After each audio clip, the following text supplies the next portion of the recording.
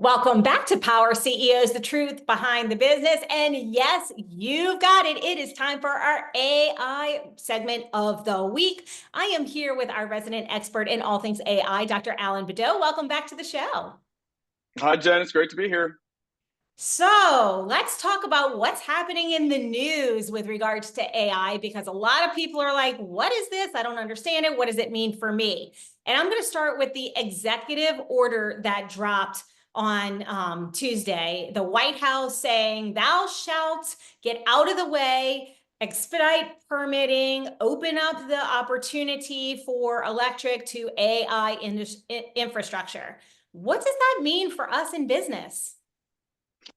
Well, it means a lot of things. Quite honestly, we know that there are power challenges. You can even take a look at Bitcoin mining and any sorts of those types of activities.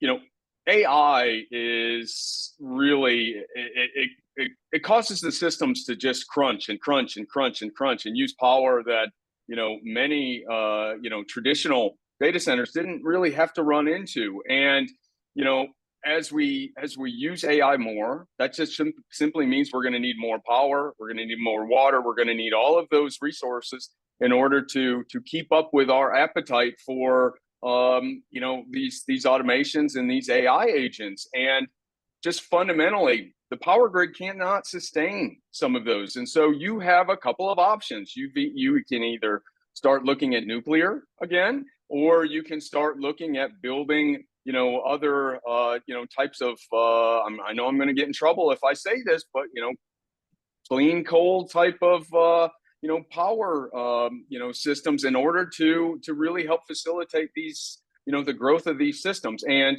the reality is, though, is that there are not a lot of states that are even contemplating building more power. I know that a few years ago when I did a study for DHS, West Virginia was the only state that actually exported power. And that's a little scary. But from a business perspective, it gives you some other opportunities. You can start looking at ways that you can develop software that monitors these things, ways that you can do a lot of other automated monitoring of the systems, the infrastructure, those kind of things. But it also gives an opportunity for folks to look at ways that we can try to accelerate AI, but not use so much GPU, not have these large monster models in order to do, everything that you want to get done. There's going to be a real surge in trying to use smaller models to get the same type of work done. And that's an ongoing research area, today that is really just starting to explode. So basically in business, we're always looking at how can we work smarter, not harder? How can we become better, faster, more effective, and more efficient? So we're going to start seeing that in AI modeling and how they're actually using. Is that what you're suggesting?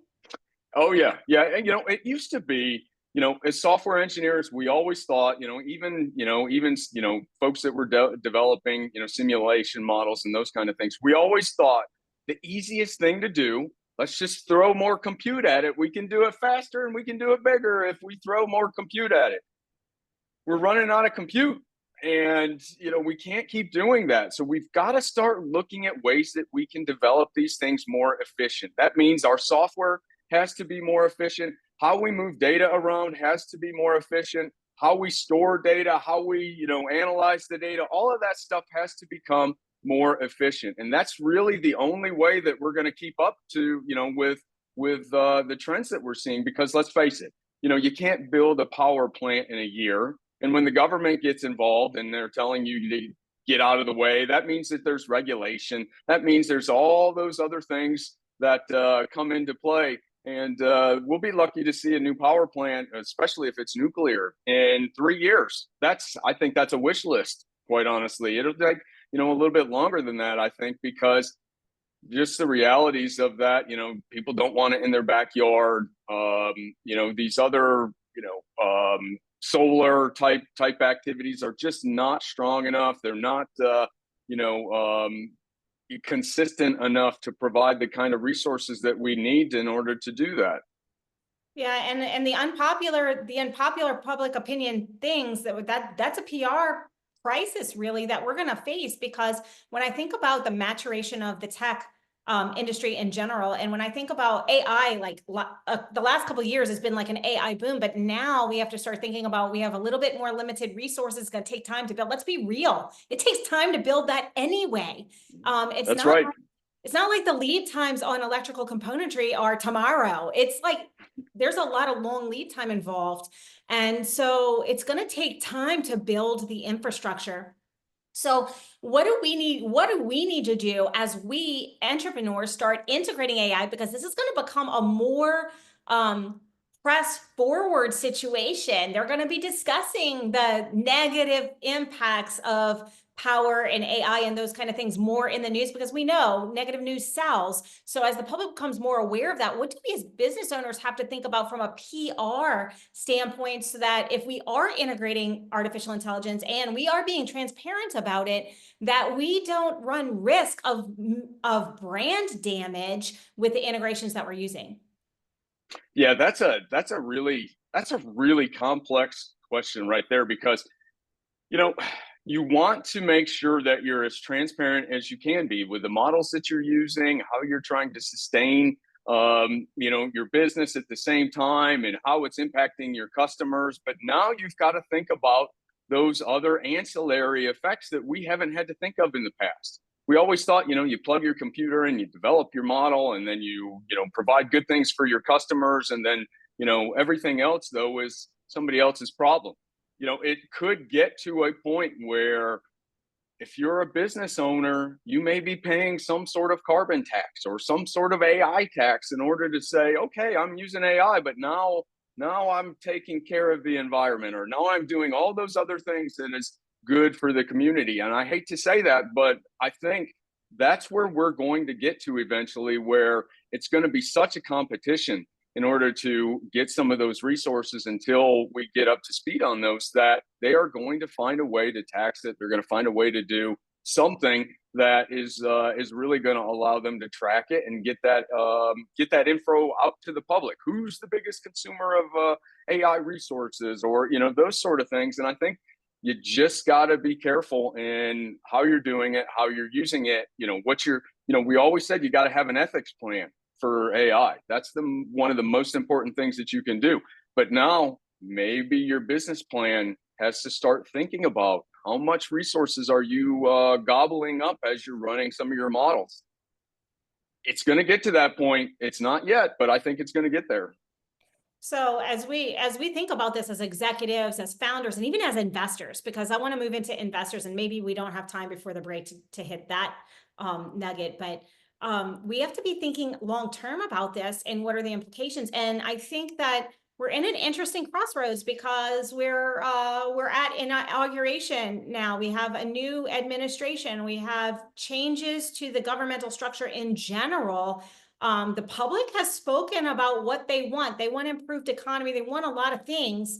How do you see in the tech world and as entrepreneurs that might play out or shake out? Because we're all sitting on the sidelines going, okay, what does this mean for us? What does this mean for our business? And how does this mean in our AI integrations?